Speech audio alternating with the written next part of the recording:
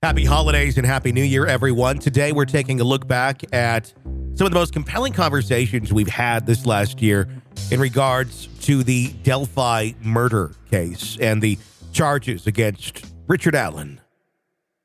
This is the Hidden Killers podcast with Tony Brueski. Featuring author, psychologist, and daily contributor, Siobhan Scott. Unexpected turn of events. That's what the judge said in regards to the attorneys for Richard Allen, the man accused of being the Delphi murderer, as they resigned in court yesterday in a hearing that didn't go remotely as planned.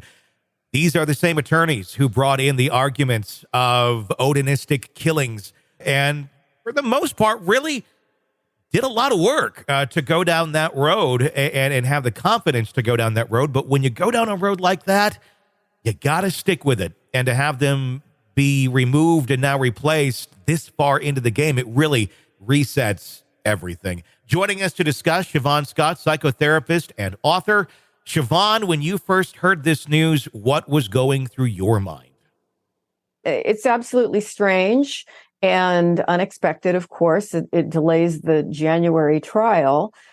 And then I thought it's going to give, for some people, they're going to say the Odinists are behind it. It's going to fuel the whole conspiracy thing, that there were death threats or they were frightened into getting out of the case. As I understand it, nobody knows for sure the reasons. Some people have speculated that it had to do with leaked documents and photos. I don't know, but it's a weird one. It's been a weird case all along, and it just continues. And that's what we're hearing, is that it has to do with the leaked photos. The other week, crime scene photos of the girls were leaked online. I have not seen them. I have no desire to see them. I don't think most of us do, but they are out there, and that very much did upset the judge. The leak of the initial document talking about Odinism. Judge didn't want that out either, but it was online for 2 hours, and, well, we all grabbed it, and now it's out there. The judge has been very frustrated, it seems, and upset with the defense thus far. I'm wondering how much of this was almost pushing out, if you will, because of the continued issues with the defense attorneys. The main attorneys here, Andrew Baldwin and Bradley Rossi, they, for the most part, from what we're hearing in the documents, weren't part of these leaks. It was other people within the office. I believe it's described as a friend. I thought that was rather odd, the way it was like, friend came over and got the documents and sent them out. I don't know if it's that simple, but there was a lot of concern about the security of the documents as they now go back into the hands of the state, as the state now has to define and assign another defense attorney. With that being said, though, they went down this road. They went down the Odinist road, and it's pretty far in. I've been saying for a while, how do you walk this back? Do you want to walk it back? It didn't seem they were going to, but I felt, if Richard Allen really wants a good defense at this point, I don't know if the Odinist stuff can be there. Is this a blessing in disguise, where maybe some time and not as much attention on Odinism, maybe a new take on this will help in his defense, or does whoever walks into this have to pick up the torch where it was at and keep going, whether they like it or not?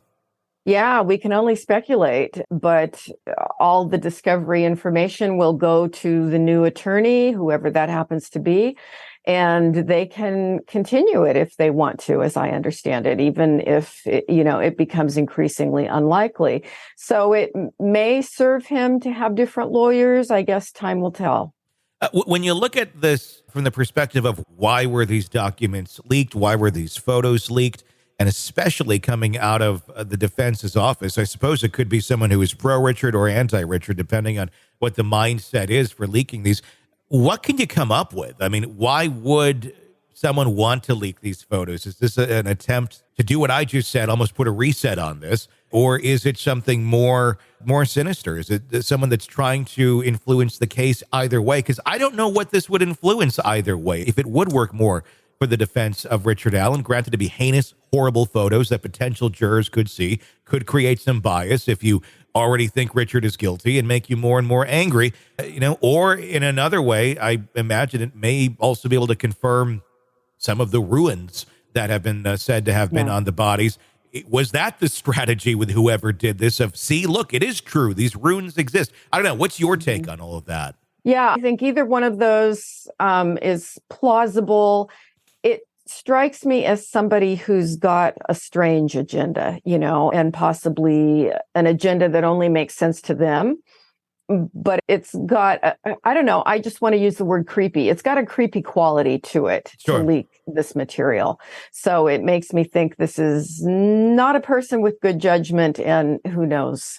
It's another leak from the inside, a leak from beyond what we would be expecting and why we would be expecting someone to do something like this. And it does play also into, they want new attorneys, or is this part of a conspiracy? Is this part of the greater something? If there is something going on here that wanted to influence the trial this way or that way, there's even a suicide connected with this, with the office, the defense attorney office. What's your take on that? The individual who took their own life, who was involved in some of this, that could probably answer some of the questions about why these things were leaked.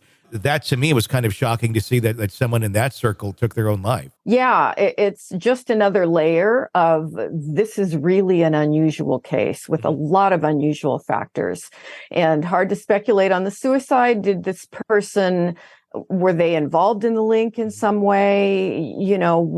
Usually a suicide has got layers and layers of things behind it. It's never just one thing that causes it.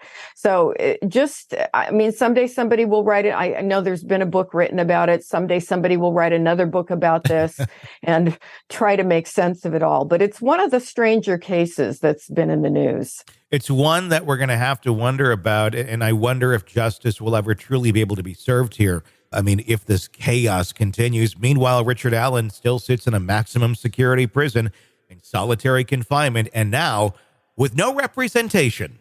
Mm-hmm. Can we at least put him back in a jail or someplace? Right. And he's mentally deteriorating the whole time. It's a mess. It really is. Want to listen ad-free? Want advance access to all of our interviews before anyone else? Become a True Crime Today Premium Plus subscriber on Apple Podcasts. You get every episode commercial-free. So you can binge on true crime until you can binge no more. Search True Crime Today Premium Plus on Apple Podcasts now, or go to our podcast page and sign up now. More of the Hidden Killers podcast next.